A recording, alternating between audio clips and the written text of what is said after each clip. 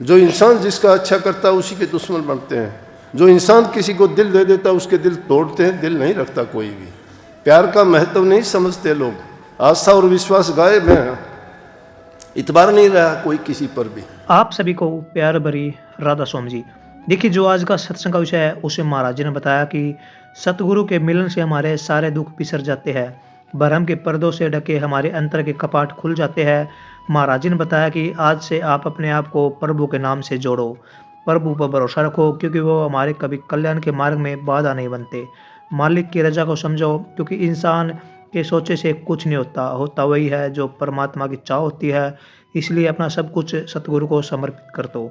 महाराज जी ने बताया कि भक्ति हम करते हैं, लेकिन सांसारिक पदार्थों की चाह हम रखते हैं, इससे हमारी भक्ति कभी भी सफल नहीं हो सकती। भक्ति के लिए हमें अपने मन को शुद्ध करना पड़ेगा और अपने मन को भक्ति रूपी नाम से जोड़ना पड़ेगा। तो चलिए आपका कीमती सम्मिलित सत्संग को शुरू करते हैं। कृपया सत्संग को पूरा सुनकर पुण्य भागीदार अवश्य बनिए। राधा स्वामी। छोटी बात में ही समाप्त कर देते हैं। बेटी ताही बिसार दे आगे की सुध ले, बेटी ताही बिसार दे।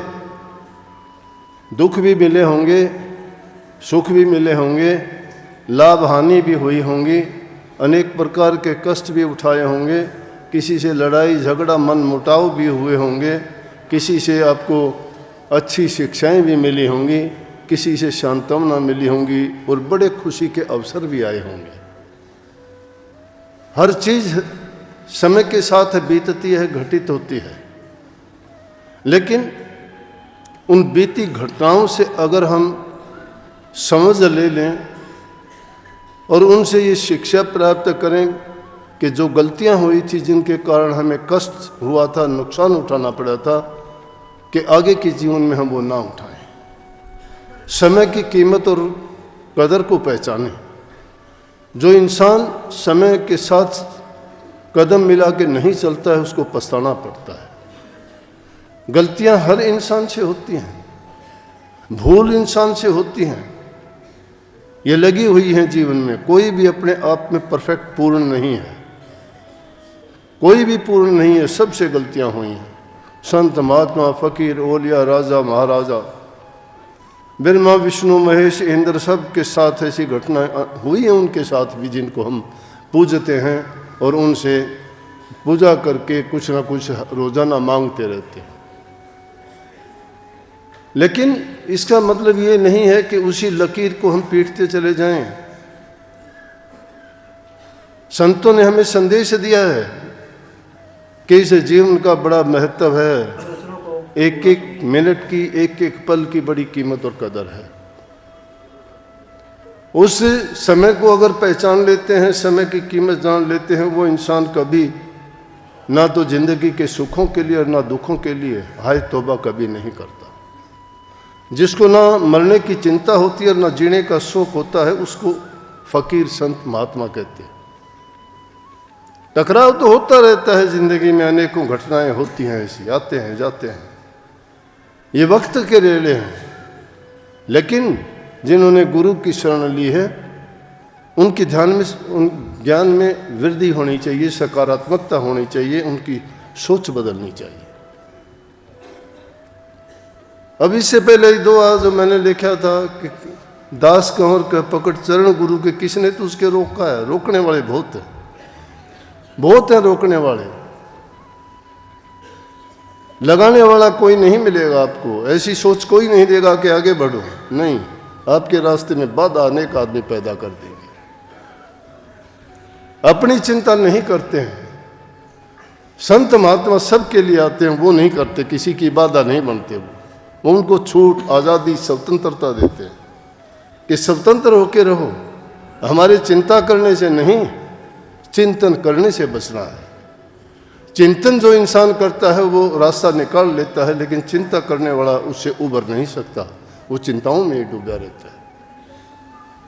अगर गुरु की शरण ली है, शरण में तो आदमी को सब कुछ मिल जाना चाहिए, लेकिन हमें नहीं मिलता, क्योंकि हमने जो हमारे मन के अंदर मान्यताएं पैदा कर ली हैं, जो हमने अपनी मंशा बना ली है, वो मंशाओं की पूर्ति नहीं होगी, कभी नहीं होगी।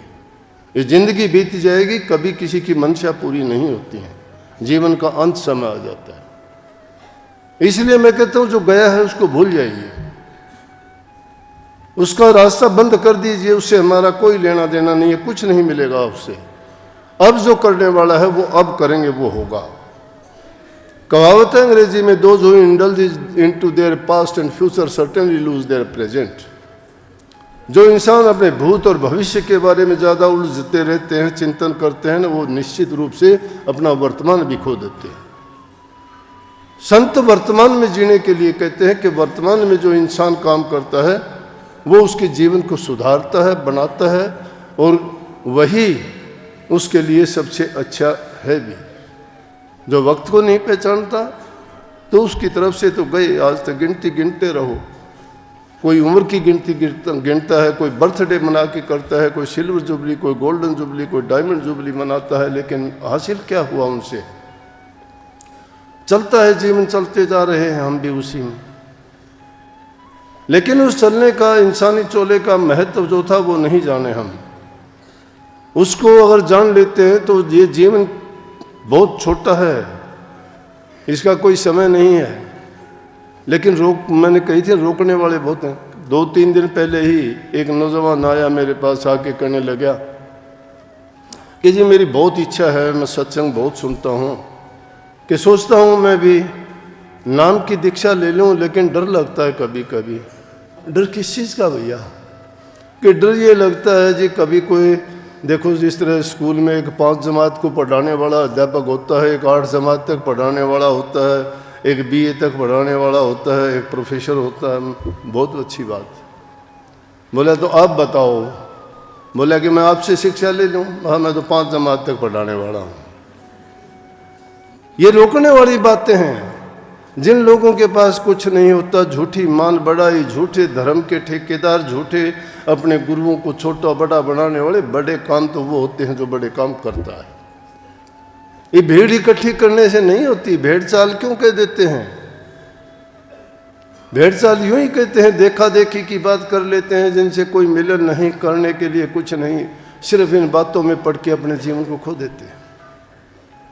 समय निकल जाता है, इंतजार करते हैं गुरु इसको बनाऊं उसको बनाऊं। अरे किसी रास्ते पे चलना तो सीख ले।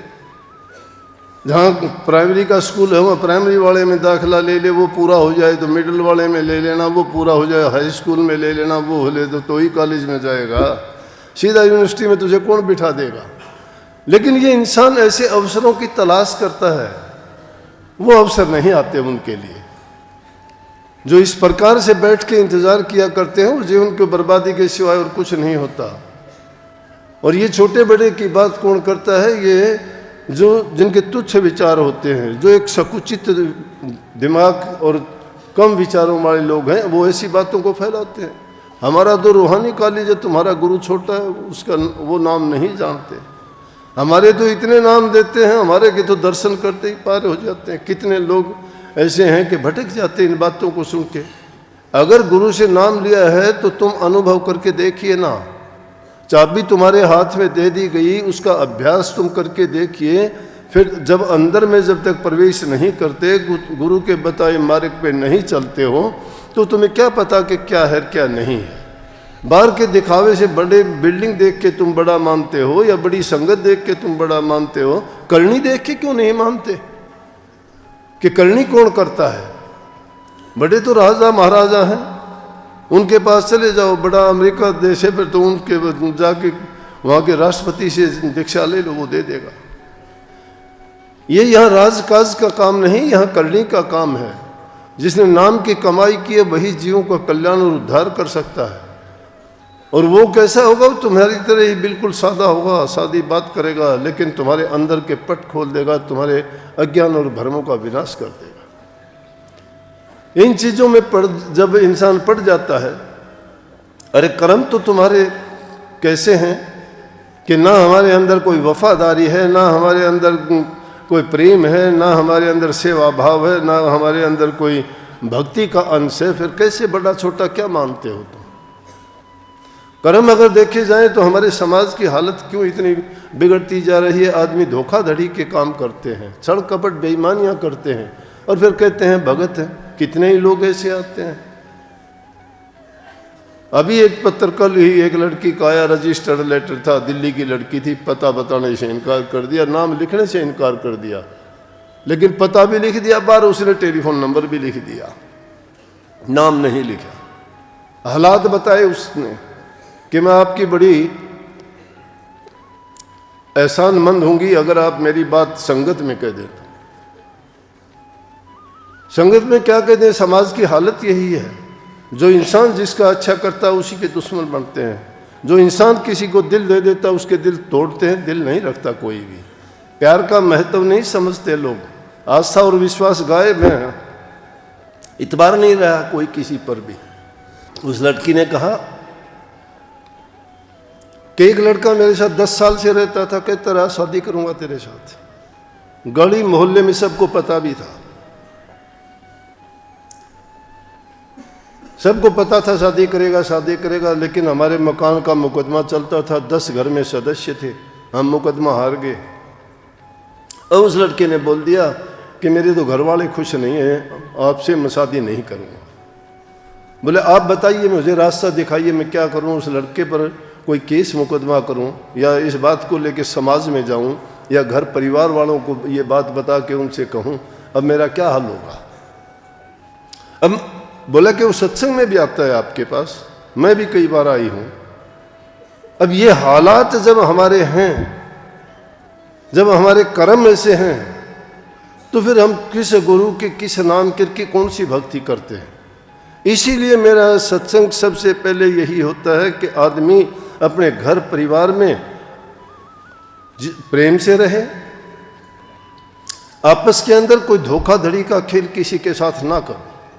जिंदगी का भरोसा और इतबार नहीं है, कितने दिन की एक चंद रोज के लिए क्यों किसी का तुम दिल दुखाते हो, किसी की बद्दुआ निकलेगी, तुम्हें पता नहीं क्या बर्बादी के रास्ते पर ले जाएगी। ये विकृतियाँ, ये बुराइयाँ, ये हमारे समाज में पनप रही हैं आजकल।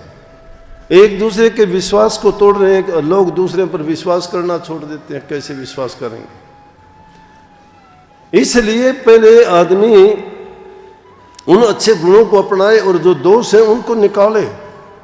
मैं कहता हूँ भक्ति चाहे तुम बिल्कुल भी ना करो, लेकिन दोष रहित हो जाओ, दोष मुक्त हो जाओ, मन से इन बुराइयों को छोड़ो। ये निंदा चुगली बुराइयां करना, छल कपट का खेल खेलते हो, ये तुम्हें बर्बाद करके रख देगा। उसे तुम किसी के साथ छल करते हो, तुम भी छले जाओगे, तुम किसी की बुराई करते हो, तुम्हारी भी बुराई हो जाएगी। लेकिन हम कहते हैं कि प्यार के रास्ते पे चलो, तुम प्यार करो, सबसे प्यार करो। जो प्यार करता है वो परमात्मा को पा लेता है। प्यार का मार्ग है सबसे उत्तम। प्रेम निर्बाध्य होता है, निर्विरोध होता है, प्यार में कोई विरोध नहीं है, प्यार में कोई रुकावट नहीं है, कोई शक्ति नहीं प्यार को रोक दे। इसलिए जो प्रेम अपना लेता है उसको परवाह ही नहीं है किसी की भी कि कौन क्या कहता है, कौन क्या करता है। प्रेम ही सच्चा रूप भक्ति का है। अगर भक्ति करना चाहते हो तो प्रेम का रास्ता अपनाओ। प्रेम घर से शुरू होगा, प्रेम पति पत्नी से शुरू होगा, संतान से होगा, घर परिवार और समाज में।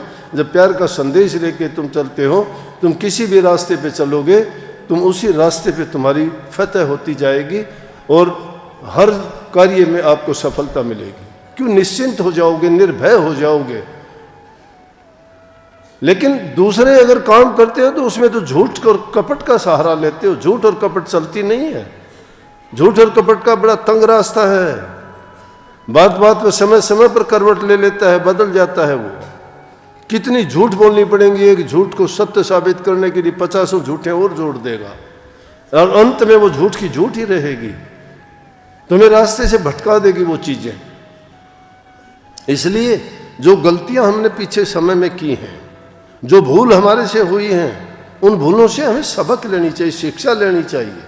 किसी से सीखने की जरूरत नहीं, हमें पता है हमने क्या किया। दूसरों के कहने से नहीं, दूसरों का क्या लेना देना हमारे कर्म से। ये कर्म का खेल है। कर्म जो इंसान करेगा वही भोगेगा। दूसरा इंसान उसमें कोई मददगार नहीं है। चाहे आप गुरु का नाम लो, चाहे और किसी का नाम लो, कोई किसी का बटाने वाला नहीं है। प्रवचनों को पूरा सुनने के लिए का बहुत बहुत धन्यवाद। हम आशा करते हैं अपने प्रवचनों को बड़ा ही ध्यान से सुना होगा।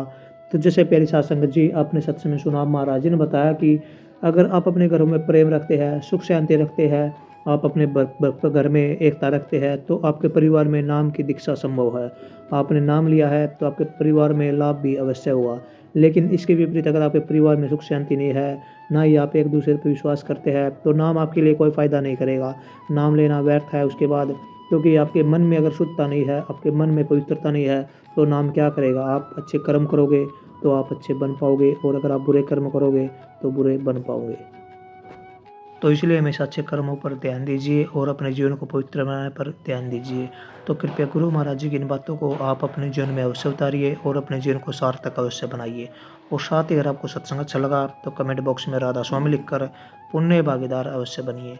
मिलते जल्दी गले और बहुत ही प्यारे प्रवचनों के साथ। तब तक के लिए आप हमें दीजिए राधा स्वामी।